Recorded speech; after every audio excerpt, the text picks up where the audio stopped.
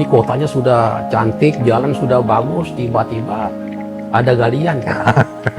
Kalau nggak salah Pak Wali sempat marah juga itu. Iya. Ya memang saya harus marah Pak, ya kan? Memang pada Kenapa bisa dibutuhkan seperti itu? kita harus marah.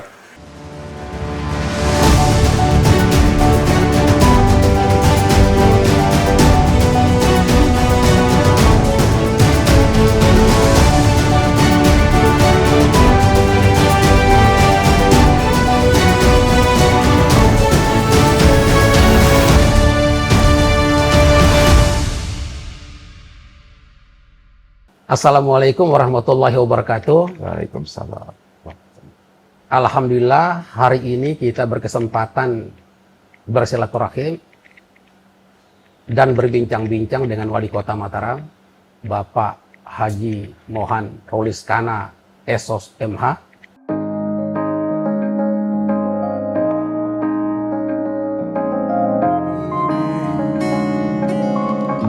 I see this world has made you sad.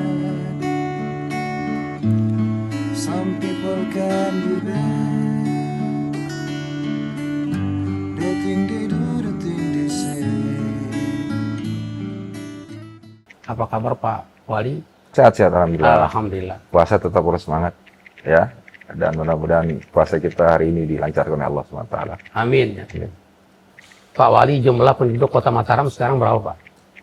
Saat ini jumlah penduduk Kota Mataram 468.000. Jumlah ini per 1 km perseginya 7.600. Jadi saya pikir 7.600 ini angka yang cukup besar dan memang hampir menyerupai kota-kota besar di Indonesia per kilometer perseginya. Dengan luasan kota yang tidaklah terlalu luas, hanya 0,25% dari luas Provinsi Nusa Tenggara Barat. Jadi Kota Mataram ini kecil tetapi kepadatan penduduknya cukup tinggi. Memang ini sangat dipengaruhi oleh pertumbuhan penduduk secara alami maupun juga yang penduduk yang mendatang juga sangat memberikan kontribusi terhadap meningkatnya jumlah populasi di Kota Mataram. Sebagai wali kota, Pak, Kota Mataram yang seperti apa yang Bapak inginkan? Misalnya wajah kotanya seperti apa, pariwisatanya seperti apa?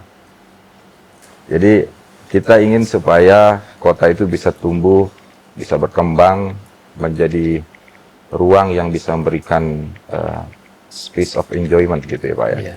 Jadi menjadi ruang yang bisa memberikan kebahagiaan bagi warganya, kemudian juga bisa memeluk secara kolektif setiap kepentingan yang ingin tumbuh dan berkembang di Kota Mataram. Konsekuensi sebuah kota tentu memang menghadapi dinamika dan kompleksitas yang begitu tinggi. Gagasan, ide, cita rasa masyarakatnya terus berkembang seiring perkembangan zaman. Ya tentu kita ingin menghadirkan kota yang bisa, yang inklusif, yang bisa memberikan ruang kepada siapapun untuk bisa tumbuh dan berkembang di kota ini. Untuk mewujudkan kota yang seperti Bapak inginkan, apa yang sudah, sedang dan akan Bapak lakukan? Visi kita itu, dan itu sudah dilembagakan di dalam dokumen kita bahwa kita ingin menciptakan kota ini menjadi visi kita harum. Kota yang harmoni, kota yang aman, kota yang ramah, unggul dan mandiri. Nah, kemudian visi ini kita operasionalkan ke dalam beberapa visi. Pertama kita ingin menciptakan kota ini mewujudkan masyarakatnya yang sumber daya manusianya yang berkualitas dan berkarakter.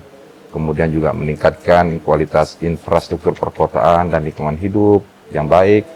Kemudian juga meningkatkan daya saing daerah, serta kemudian meningkatkan kondusivitas dan keamanan daerah. Dan ruhnya saya pikir yang paling penting adalah bagaimana kita meningkatkan tata kelola pemerintahan dan partisipasi publik secara baik. Itu arah kita ke sana. Nah, jadi saya pikir ini bisa menjadi satu visi yang utuh untuk bisa dalam rangka kita untuk mencapai apa yang menjadi harapan kita terhadap Kota Mataram depan. Kalau kendala dan tantangannya untuk mewujudkan apa yang Bapak inginkan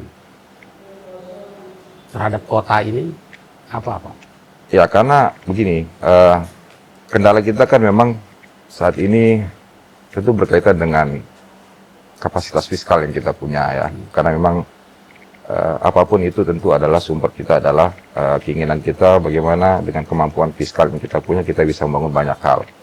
Lalu satu hal lagi memang yang sangat mendasar adalah berkaitan dengan luas lahan kita yang sangat terbatas.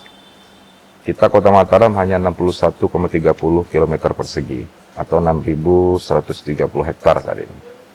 Dan artinya dengan luas yang terbatas itu maka kita harus bisa memanfaatkan potensi itu, lahan itu agar bisa menjadi ruang-ruang investasi.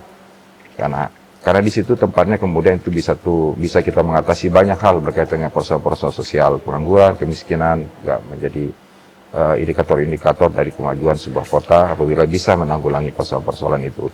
Nah, ini dua hal ini tentu akan menjadi persoalan yang sangat penting bagi kita berkaitan dengan kota ini. Tetapi saya optimis, ya, optimis karena memang kita Kota Mataram ini pertama kita memiliki capital kita, modal kita kan adalah pertama sumber daya manusianya, kemudian juga kesiapan masyarakatnya untuk bisa beradaptasi dengan baik dengan teknologi, dengan kemajuan. Jadi itu hal-hal yang barangkali menjadi satu hal yang memberikan satu keunggulan bagi kita di Kota Mataram untuk bisa menjemput semangat kita untuk terus maju di kota ini. Tempat-tempat rekreasi yang sudah dibangun sekarang, Ya. yang mana saja, Pak?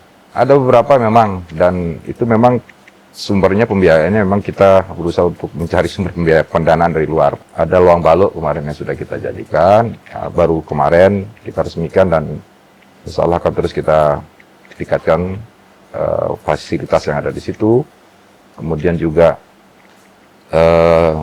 ada rencana beberapa tempat lah, ada beberapa tempat yang akan kita bangun. Sambil kita mencoba untuk terus mencari sekali lagi sumber pembiayaan. Karena kalau kita mengandalkan sumber pembiayaan dari daerah tentu agak berat, ya. Tetapi Katanya di Udayana juga akan dibangun ya, gor atau apa aja, Pak? Ya, di Udayana akan ada penataan di situ secara umum penataan kawasan.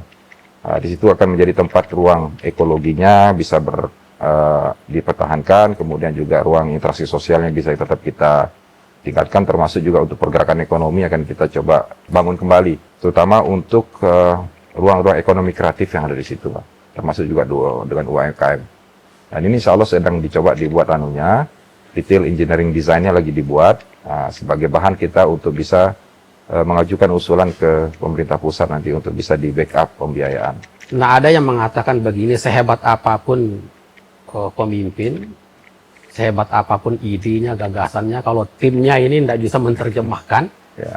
itu agak susah juga diwujudkan. Nah, kira-kira tim Bapak ini bisa enggak sesuai dengan harapan Bapak?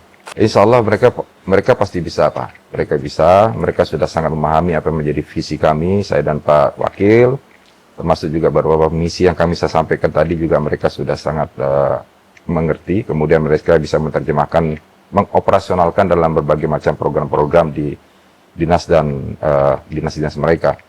Dan memang saya pikir di situ letaknya pentingnya kita bagaimana kita bisa mengkonsolidasi potensi yang kita miliki.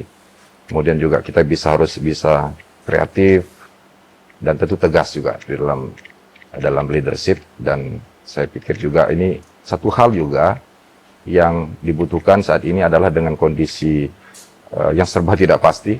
Nah, bagaimana kita bisa mengambil keputusan dalam situasi yang tidak pasti, Pak. Ya, kita tidak memprediksi tiba-tiba ada bencana alam. Ya. Kemudian ini menuntut kita untuk bisa lebih tanggap, kemudian bisa menyelaraskan itu dengan berbagai macam kebijakan-kebijakan yang sesuai dengan apa yang menjadi sudut pandang dan kepentingan masyarakat.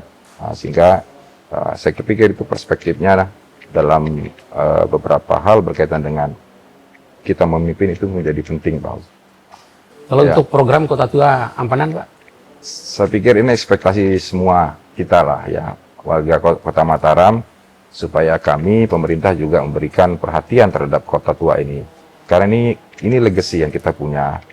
Dan Kota Tua Ampanan termasuk menjadi salah satu kawasan heritage nasional, ya, heritage nasional. Dan upaya kita ke sana, intervensinya adalah nanti kita akan mencoba menata bangunan itu dulu, Pak. Memang kondisinya berbeda, ya. Mungkin dibandingkan dengan beberapa kota tua di daerah lain. kota atau daerah lain memang masih mereka menjadi aset pemerintah. Jadi mengelolanya pun mungkin barangkali relatif lebih mudah, gitu kan. Dan intervensi anggarannya pun juga bisa lebih fokus. Tapi kalau memang di kawasan Ampenan ini hampir semua rata-rata bangunan kota tua di situ itu adalah memang milik pribadi. Nah, milik pribadi, dan ini yang membuat kita memang berusaha lebih keras lagi lah untuk bisa menata kota ini agar bisa berkesinambungan dan kemudian bisa sesuai dengan apa yang menjadi harapan kita bersama. Dan rencana kita ke depan, Kota Tua Ampenan ini kita tidak akan merubah fisiknya, Pak.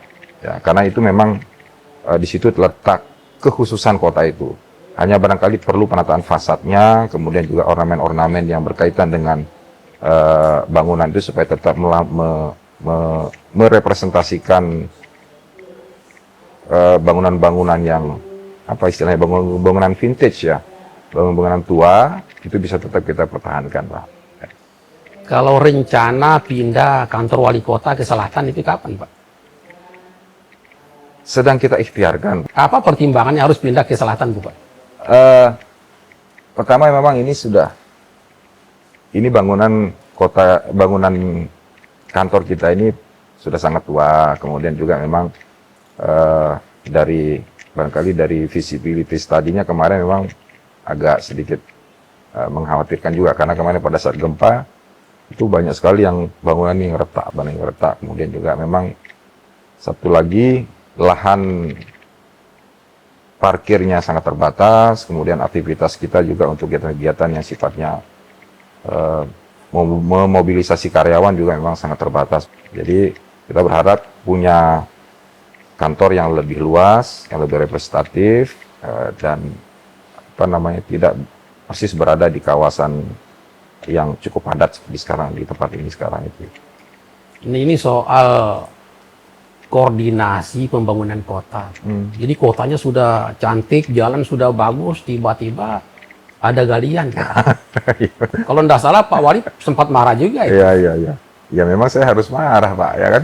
Memang pada saat bisa dibutuhkan kita harus marah. Ya, ini kadang-kadang ya betul ya, ini soal koordinasi saja sebenarnya. Dan memang kita pahamilah utilitas di kota kita ini kan banyak, Pak, ya. Ada air, ada saluran, ada kabel dan sebagainya yang memang semua menjadi penting gitu. Menjadi hal yang sangat dibutuhkan untuk hajat masyarakat, kehidupan masyarakat. Nah, cuman memang dalam hal tertentu kebetulan memang yang saya tahu memang galian-galian ini rata-rata semua berada di bawah di bawah jalan, gitu. Terutama di jalan-jalan nasional, jalan-jalan utama, sehingga kadang-kadang juga pada saat dilakukan penataan atau perbaikan kadang-kadang kurang koordinasi. Oleh karena itu kemarin saya terpaksa emang harus agak sedikit keras menegur itu, dan ya alhamdulillah setelah itu barangkali menjadi ini kan perlu komunikasi lintas lembaga, ini penting, Pak, ya, dalam rangka kita untuk melakukan kerja kolektif seperti ini untuk membangun kota itu, sehingga itu kita perlukan. Mudah-mudahan menjadi pemahaman kita semua lah ya, ke depan itu tidak terjadi lagi. Ya. Kalau pertumbuhan ekonomi Mataram yang terakhir, Pak? Terakhir kemarin dirilis oleh Bank Indonesia, ya, dan alhamdulillah sangat baik dibandingkan sebelumnya. Ini pasti jelas ini dampak daripada dua peristiwa internasional olahraga yang ada di NTB, World Superbike, kemudian juga MotoGP. Kita bersyukur. Pengaruhnya besar juga ke. Alhamdulillah kita bersyukur, Pak, atas adanya event olahraga itu, karena memang sebagai wilayah aglomerasi Kota Mataram ini juga diuntungkan dengan peristiwa itu, dengan peristiwa olahraga itu. Karena tentu kan, Pak, sangat paham bahwa di Kota Mataram ini kan akomodasi, jasa sebagai service city, kota kita Mataram sudah siap sekali dengan setiap kegiatan-kegiatan internasional dan nasional seperti itu. Nah, maka termasuk juga jasa kuliner itu cukup menjanjikan di Kota Mataram. Maka impact daripada kegiatan kemarin cukup terasa bagi masyarakat di Kota Mataram. Kalau pandemi ini kan juga panjang, Pak, pengaruhnya pada pelaksanaan pembangunan di kota. Ya, 2 tahun kemarin lumayan, Pak, kita sangat sangat-sangat berpengaruh ya. Terkonstruksi luar biasa kemarin Kota Mataram, pertumbuhan ekonominya, dan memang termasuk juga pengaruh daripada kemampuan fiskal kita Pak untuk membiayai kegiatan pembangunan di Kota Mataram. Hampir praktis kemarin kita tidak bisa banyak melakukan apapun. Dan karena semua anggaran-anggaran yang kita punya itu kan direfocusing secara signifikan kemarin itu. Maka itulah sempat kemarin sempat mengalami hambatan pembangunan kita Kota Mataram. Tetapi saya pikir kemarin yang penting adalah kesehatan itu menjadi generalnya dulu lah. Yang penting itu dulu Pak kemarin. Ya alhamdulillah, mudah-mudahan sekarang pandeminya sudah mungkin berakhir belum Pak ya, tetapi paling tidak sekarang mulai dengan ada kelonggaran.